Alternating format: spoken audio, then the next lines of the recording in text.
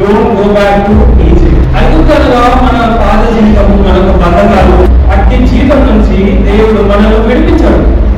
ఎలా విడిపించాడంటే నీకోసం నా కోసం పాపంగా మార్చబడి ఉంటున్నాడు. ఎందుకు అంటే మనల్ని ఐగుప్తు నుంచి విడిపించడం, ఆయన మనల్ని ఐగుప్తులో నుంచి మనల్ని విడిపించాడు. అయినప్పటికీ కొద్దిగా శ్రమలు వచ్చినా, కొద్దిగా బాధలు వచ్చినా, కొద్దిగా హింసలు వచ్చినా, కొద్దిగా లోకం మనల్ని ఆహ్వానించినప్పుడు మనం ఏమంటాం?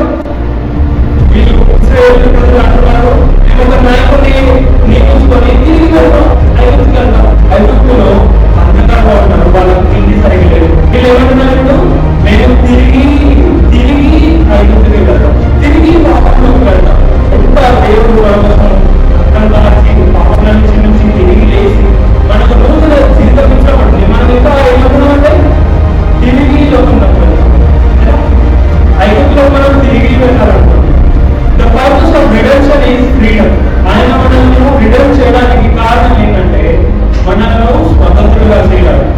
గంటలు రాకపోతే 5:1 అంటాడు 2వ భాగం. కాబట్టి మీరు స్థిరముగా నిలిచి మనల దాస్యం కనుగొని దాసరామంటే తన సొంత కుమార్తె ఏదో పంపించడం మాత్రమే కాదు, ఏ పాపం లేదని ఒక దేవుడు the God himself sent his own begotten son in order to make you begotten.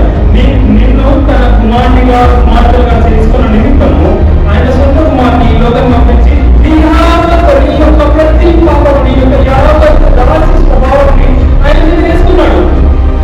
పాపమైన ఆయన నీ కొరకు పాపంగా చేయబడి ఇరవై సిల్వలో మరణించడం కాకుండా 3వ దినాన లేచాడు. అంటే నేను పాపంటి సిల్వలో కొట్టివేసి నీ యొక్క నూతన స్వభావం, దాస్యపు స్వభావం నుంచి దాసులంగా ఉన్న మనల్ని ఆయన మనల్ని ఏం చేశాడు? స్వతంత్రంగా. Don't go back to